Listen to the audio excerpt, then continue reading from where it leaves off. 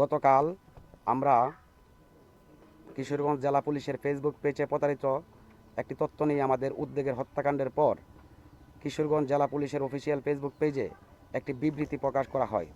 সেই বিবৃতিতে এমন কিছু তথ্য উপস্থাপন করা হয়েছে যা আমাদের তথ্যের সঙ্গে সামঞ্জস্যপূর্ণ নয় এবং জনমনে বিভ্রান্তির সৃষ্টি করেছে।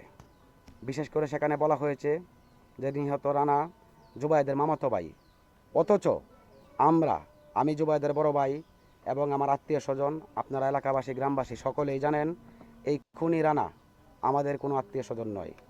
আমাদের ফ্যামিলির কারোর সাথে তার কোনো আত্মীয়তার সম্পর্ক নাই। এই বিষয়টা একটা মিথ্যা এবং গুজব। আমরা তার মামাতো ভাই নই। আমরা দৃঢ়ভাবে বলতে চাই, আমাদের জানা ও পারিবারিক তথ্য অনুযায়ী রানা জুবায়েদের কোনো মামাতো ভাই বা নিকটাত্মীয় নন, বরং তিনি জুবায়েদের প্রতিষ্ঠানে একজন সেলসম্যান বিক্রয় কর্মী হিসাবে কর্মরত ছিল। এমন একটি গুরুত্বপূর্ণ বিষয়ে ভুল বা বিতর্কিত তথ্য প্রচার করা হলে সাধারণ মানুষ প্রকৃত ঘটনা সম্পর্কে বিভ্রান্ত হতে পারে।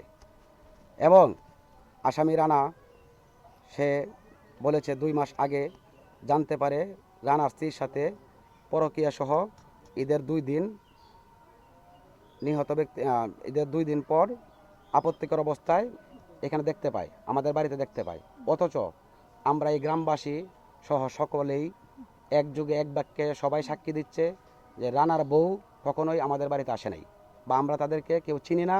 এমনকি এলাকাবাসী কারো নজরে রানার বউ দেখে নাই, কেউ কারো নজরে পড়েনি। এই কথাটা সম্পূর্ণ মিথ্যা। আমরা প্রশ্ন রাখতে চাই, নিহত ব্যক্তির মর্যাদা রক্ষার প্রশ্নে আমরা মনে করি কোনো হত্যাকাণ্ডের ঘটনায় নিহত ব্যক্তিকে ঘিরে বিভিন্ন অভিযোগ, ব্যক্তিগত সম্পর্ক বা বিতর্কিত তথ্য তদন্ত ও বিচারিক প্রক্রিয়া সম্পন্ন হওয়ার আগেই জনসম্মুখে প্রচার করা অত্যন্ত সংবেদনশীল বিষয়।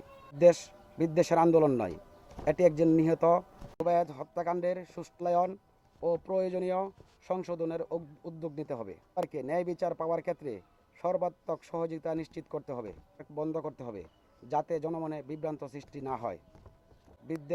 বিদ্বেষের আন্দোলন নয়, এটি রাষ্ট্রের কাছে মাননীয় প্রধানমন্ত্রী, মাননীয় সরকারি বিচার ফিরিয়ে দিন। জুবায়েদ হত্যার বিচার চাই, ন্যায় বিচার চাই, সৎ মতন।